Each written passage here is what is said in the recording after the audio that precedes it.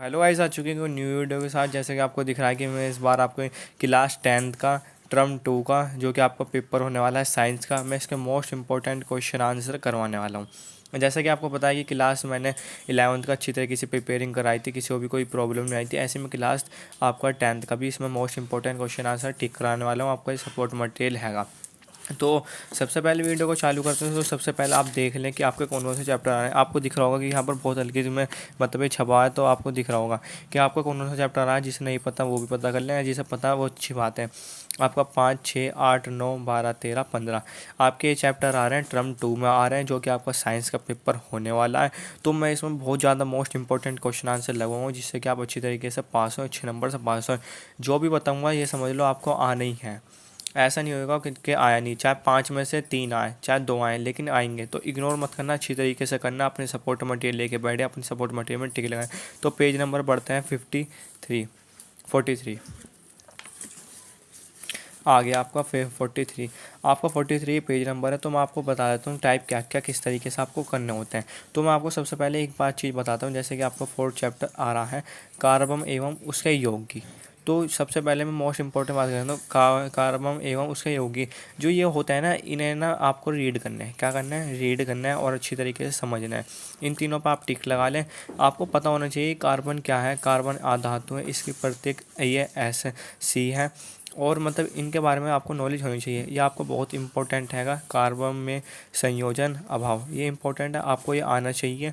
आपको समझ में नहीं आता वीडियो तो मुझे कमेंट बॉक्स में बता सकते हैं और अच्छी तरीके से कर सकते हैं। आप टिक लगाएं। और ये जितनी भी ये सारी चीज़ें नहीं रीड करनी है, अब मैं बता दूं आपको। जो मैं बता रहा हूँ रीड करने के लिए, वो रीड ही करनी है। जो मैं कहूँगा याद करनी है, वो याद ही करनी है, क्योंकि वो 100 के 100% आएगी।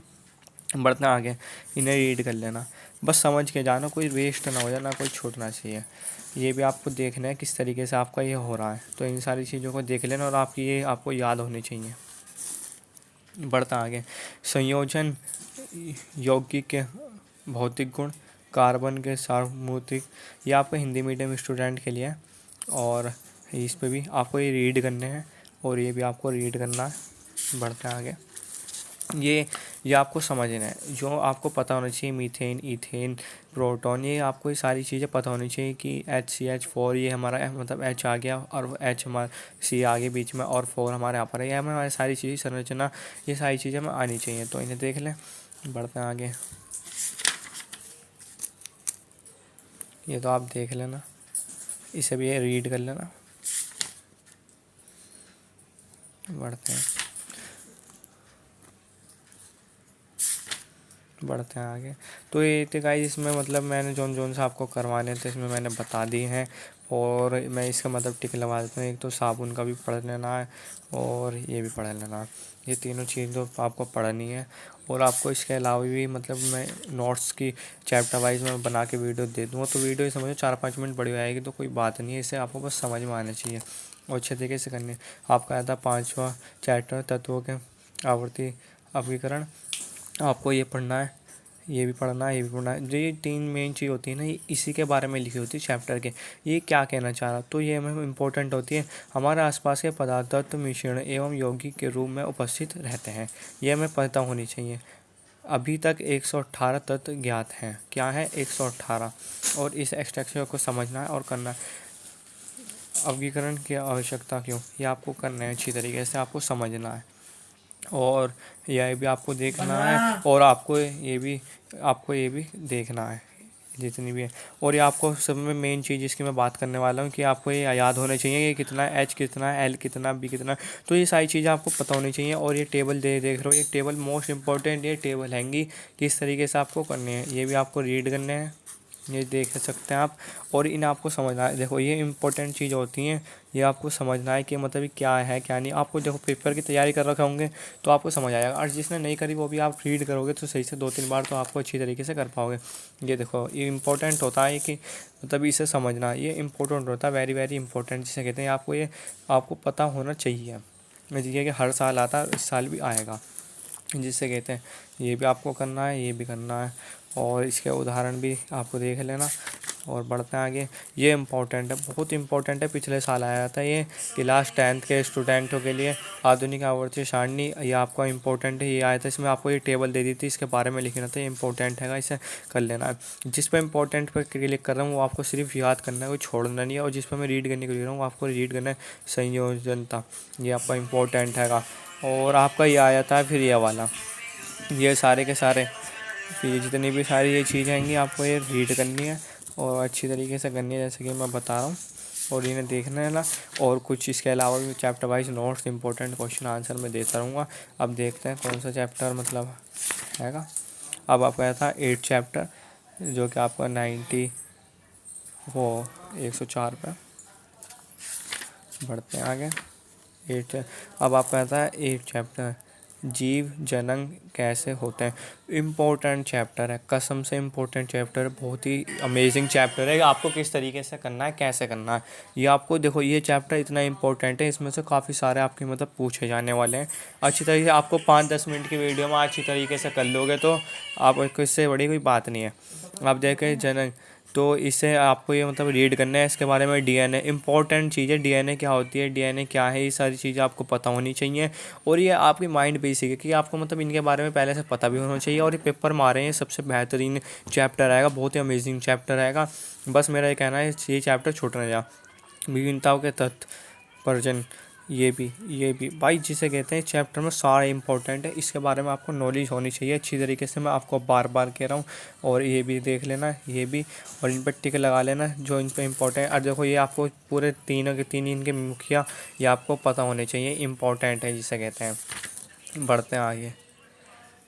इन्हें आपको रीड करने हैं, समझना है, समझना आपको। बढ़ते हैं आगे। लैंगिक, ये भी इम्पोर्टेंट है, ये भी इम्पोर्टेंट है, ये भी आपका, ये आपको पता हो जाएगा। जैसे कि आपका चित्र भी आएंगे बनाने के लिए।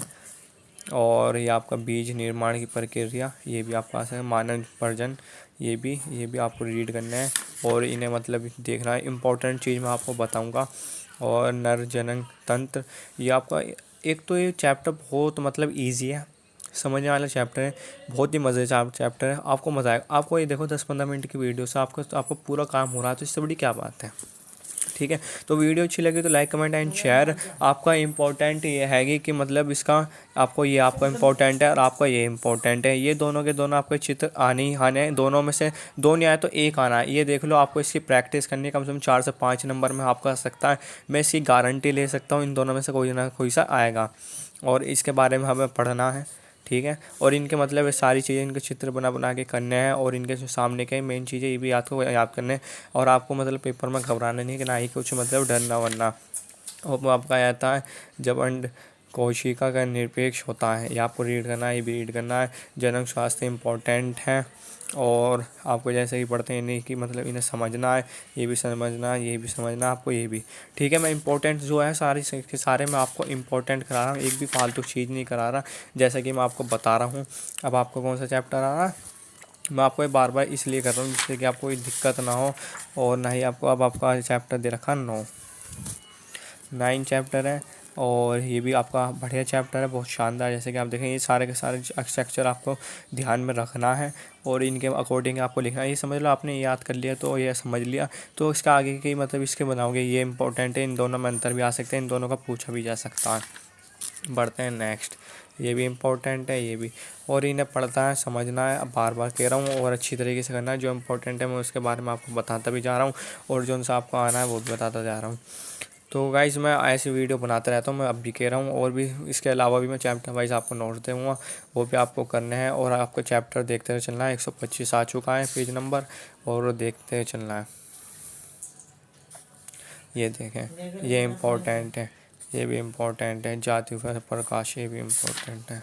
और ये आपके अभिनिवेश के यहाँ पर ये सारी चीज़ें डीएनए वगैरह ये आपको देखना है। और इसका जिंक ये भी सारी की सारी चीज़ हैंगी। और विकसित संग्रह संयोजना ये भी आपको देखना है, और इसके ये भी देखना है। फिर आगे बढ़ते हैं। और विकास के चरण, ये भी और मानव विकास का भी आपको देखना है। और ये भी देखना आपको परिभाषा इसकी। और ये आपको चैप्टर जैसे कि हो चुका, आप पढ़ते हैं 12 चैप्टर की तरफ जैसे कि इसमें दे रखा है।